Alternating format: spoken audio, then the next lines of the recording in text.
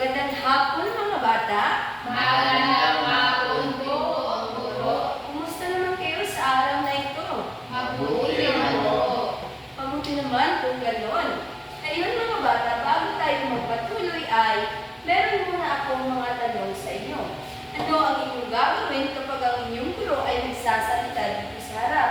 Alon? Pag po ang guro ay nagsasalita sa harap, tayo po ay maginig ng mabuti. Mabuti, tayo ay makinig ng mabuti. So, bakit kailangan natin makinig ng mabuti? Yun na. Kailangan namin makinig ng mabuti para may matutunan po, guro. Mahusay. Paano naman kung kailangan nyo o kung gusto nyo sumagot, ano ang inyong gagawin? Christian. Gusto ko namin sumunod. Gawin namin ay kailangan taas. Mahusay. Kailangan magtaas ng kamay bago tayo sumagot. So, bakit kailangan natin magtaas ng kamay pag tayo ay sumagot? Margel. Mahusay. At ang pagpili naman ay kailangan nating makipagtulungan. Pakibasa lahat, bata. Mga kasunduan, makinig ng mabuti. Itaas ang kamay kapag gustong sumagot. Makita mo. So ngayon, bago tayo magpatuloy ay pagkakaroon muna tayo ng isang laro. So hahatiin ko kayo sa dalawang pangkat. Mula kay Marjorie hanggang ay Alon ay unang pangkat at ang Christian naman patungo kay Leader ay ang pangalawang pangkat. So pumasok kayo dito sa harap.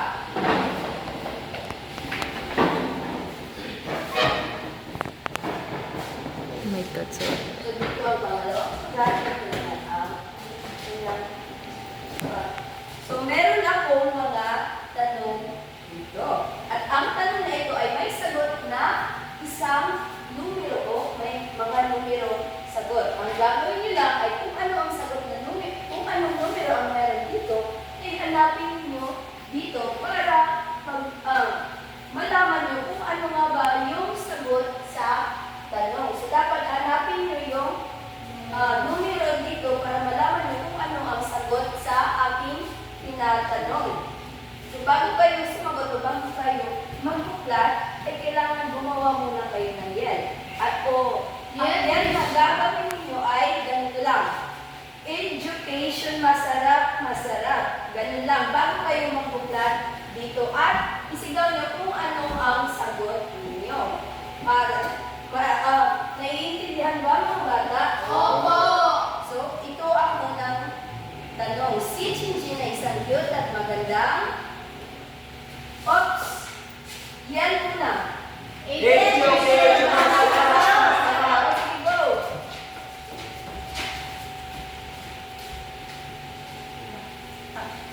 Mapit! Bata, bata, Isang bata. cute at magandang bata! Ang unang grupo at pangalawang grupo ay nagkuha ng isang puntos. Ito naman ang pangalawang sagot. At tanong, minsan ay tumatakas na siya para bumili. Yan muna. Education, masarap. Go!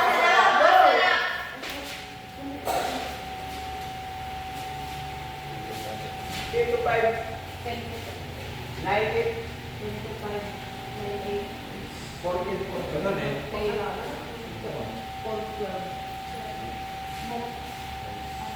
Ice cream! Ice cream! Tama, ang unang nakakuha ng sagot ay ang pangalawang grupo. At ito naman ang tuling tanong.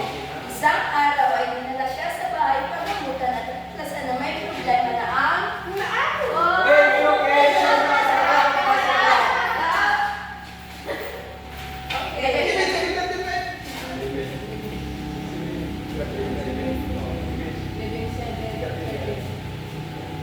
Usa! Tama! Unang grupo ay nagkuha ng isang punto. So, paano na kayong grupo? Palakpakan ninyo mga sarili. Nag-enjoy ba kayo mga bata? Opo! So ngayon, base sa ating laro, ano sa tingin ninyo ang tatalakay natin sa hapon na ito? Gina, Sa tingin ko po, ang pagkakatalakay natin ngayon ay tungkol sa Chin-Chin ay mataba. meron kang Kaya June, ang tatalakayin natin sa araw na ito ay tungkol sa kwentong ang matabang si Chinchin. Pero bago yan, basahin mo muna ang ating layunin na kailangan makamit natin sa pagtatapos ng ating talakayan. Sa pagtatapos ng talakayan, kayo mga mag-aaral ay inaasahang Matukoy ang kamatatawan sa kwento. Masasabi ang kahalagahan ng gustong pag-aaral sa talimig ng katawan at kalusugan. Makapag-arawan ng mga eksena sa kwento sa pamamagitan ng pagbubuo. ngayon mga bata, bago tayo magpatuloy sa ating kwento, ay magkakaroon muna tayo ng aktibidad. At ang aktibidad na ito ay tinatawag na KWL chart. So, ang KWL chart ay merong, ang K ay ang know, alam, kung ano ang alam nyo sa kwento. At ang W naman ay what, kung ano ang nais mong malaman sa kwento. At ang learn naman ay natutunan kung ano ang natutunan ninyo sa kwento. So ngayon, ang gagawin nila ay sagutan ang dalawang column na ito kung ang no at saka one. Ang gagawin nila ay sagutan ninyo ang no kung ano ang alam niyo sa kwento at ang one naman kung ano ang nais niyong malaman sa kwento. Yun lamang ang sagutan yung dalawang column lamang. So sa parehong grupo, sina Margel at Alon ay ang group 1 at sina sagutan lamang yung at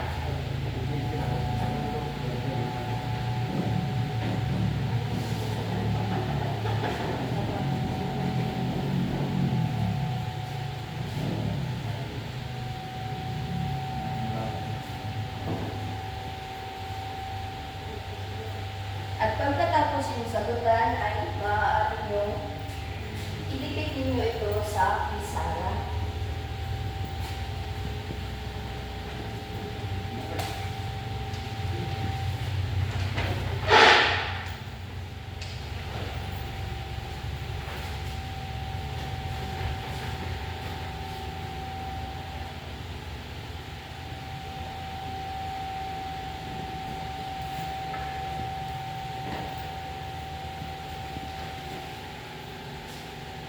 Nabuha ko ng buko. Opo. Okay, pag-ilikit ito sa pisara.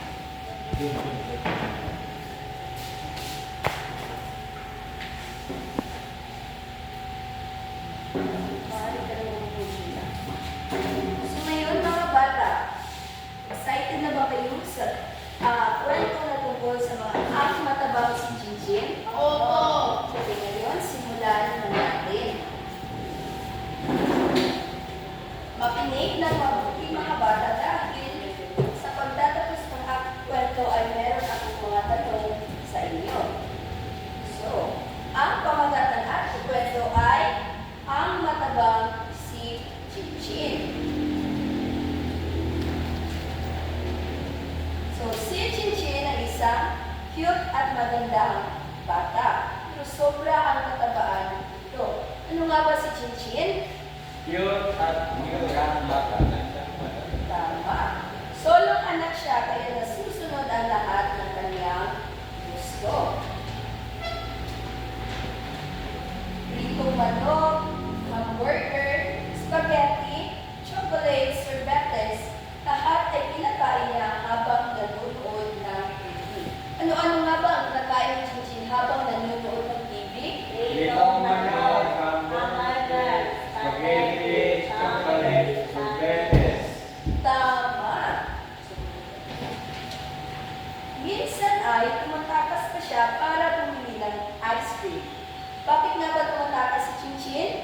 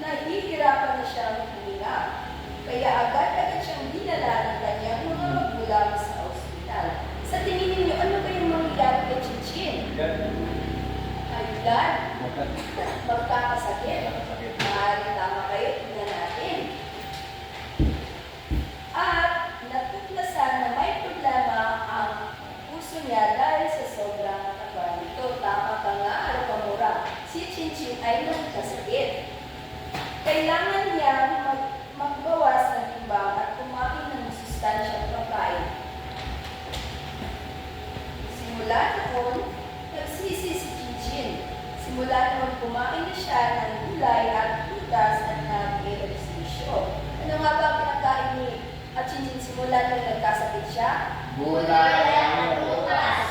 Tama. At naging masaya siya dahil naging masaya siya dahil masigla na siya at nakikipaglaro na sa ibang mga bata. Natuto siyang mahalin ang sarili at kumain ng tama para sa isang malusog na pangangatawan. Yun lamang mga bata ang ating kwento at tinamagatang ang matabang si Gigi. Meron ba kayong mga tanong tungkol sa ating kwento?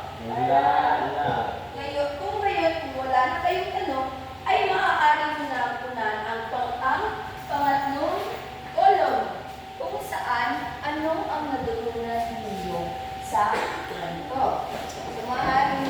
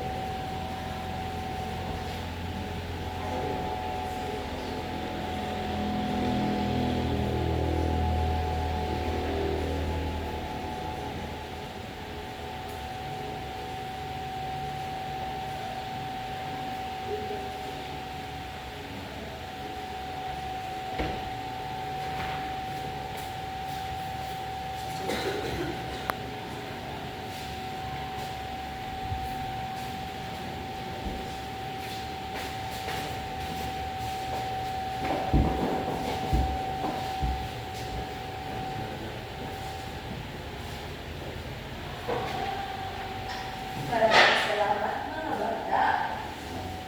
So ngayon, meron ba kayong mga katanungan?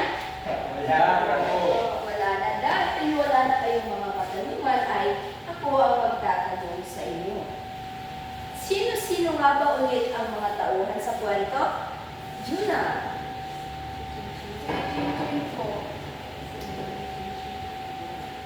At saka mga magulang ni Gigi po, Guro. Tama, si Gigi at kanyang mga magulang. So bakit nga ba pangalagaan natin ang ating sariling kalusugan, ating sariling katawan at kalusugan? Christian. Malagaan natin ang ating mga katawan at kalusugan upang tayo ay hindi magsisi sa uli at hindi tayo magkasakit. Tama, palakpakan natin si Christian. Ngayon, mga bata, ay dadakon mo tayo sa pangalawang aktibidad. At ang aktibidad na ito ay isang storyboard. Ang gagawin niyo lamang sa kanilang grupo ay magbasa mga bata. Uwis kayo na mahalagang senaryo sa kwento ng ating binasa. Mula una hanggang matapos ito. Bawat gawin nyo ng mahalagang senaryo ay maglalagay kayo ng kaakibat na paliwanag ukol. Naiintindihan ba mga bata? Okay, magsimula na kayong bubuhit. Ito ang pangalang grupo at ito naman ang kanilang At pagkatapos ng bubuhit, ay i-representan nyo ang inyong gawa dito sa harap.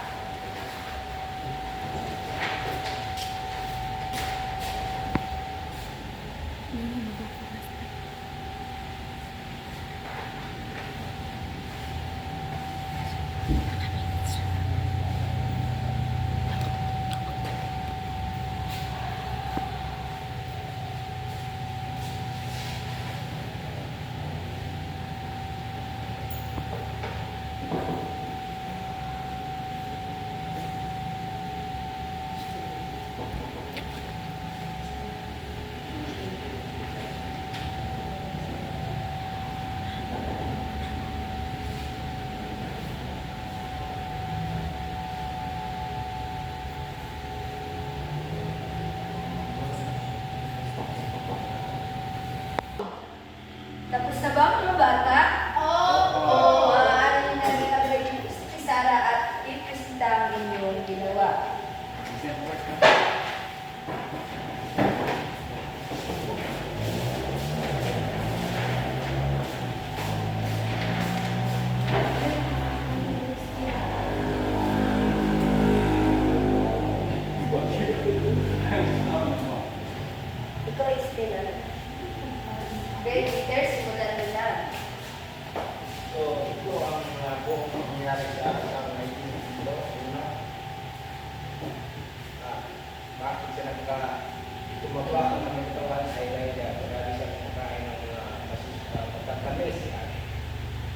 matatamis na pagkain gaya ng mga junk foods.